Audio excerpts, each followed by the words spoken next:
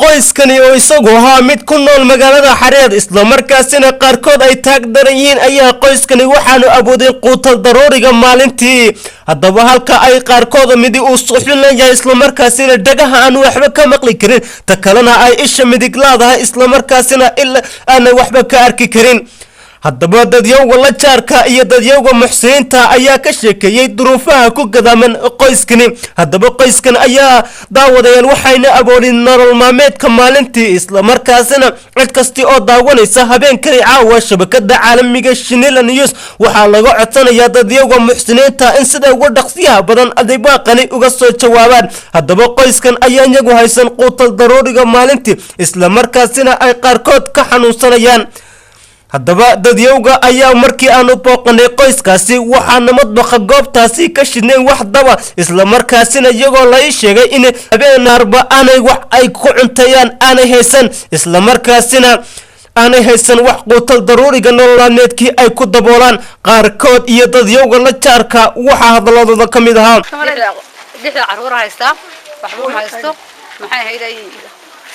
odayga ma shaqeeyo maxay hayday waa iska dhibaato qabaa maxay hayday walaalaha ay qorfoojo waxa doonaya inay soo caawiyaan habeenku bakariyo maxay hayday taarto bakariyo marka maxay hayday waxba ma haysto inay soo caawiyaan walaalaha doonaya bismillaahir rahmaanir rahiim waxa weeyaan guriga aan joogno waxa gala 6 awlaad iyo aabahood iyo hooyadood aabahood waa curyaan weeyaan ma shaqayni karaayo 6 ubada laba way xanuunsan yihiin ina yari uu dhacaa wuxuu dhacaa saacad hooyadii habeenkii kama jiifsato dhaartina kama socotays inanta yarina way ilaa adahay marka labada ubadii way ka dhibaato qabaan hagarna way qabaan waxaan tiya male waxaan walaalayada qurbaha joogna ka codsanaynaa inay dadka u soo gargaaraan oo sida dadweynaha kale wixii dhibaataysan ay ugu soo gargaarayaan ay u soo gargaaraan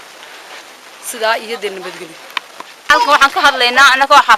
xaafadan dadka la jaarka ah waxaan sheegaynaa baahideeda oo aad iyo aad u hooseyso oo dib xooga qabaan waxa weeyaan waxay leeyihiin 6 ubada oo laba dhibaataysan tahay mid way ilaadahay isha kalena waxba kama aragto midna saacad buu uga dhacaa waxaan ka codsanaynaa walaalahayaga muslimiinta ee qurbo joogta inay awlaada iyo labadooda waalid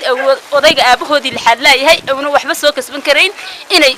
u gargaaraan oo dar ilaahay iyo si walaalnimo ugu gargaaraan ma ka codsanaynaa assalaamu calaykum waraxmatullaahi wabarakaatuh walaalayaal u gargaar qofka bini'aadanka rabbi waxa ugu jecel yahay isku naxariisashada ee عبد السمد محمد عبد الله شنيلا نيوس مقالة السيلع.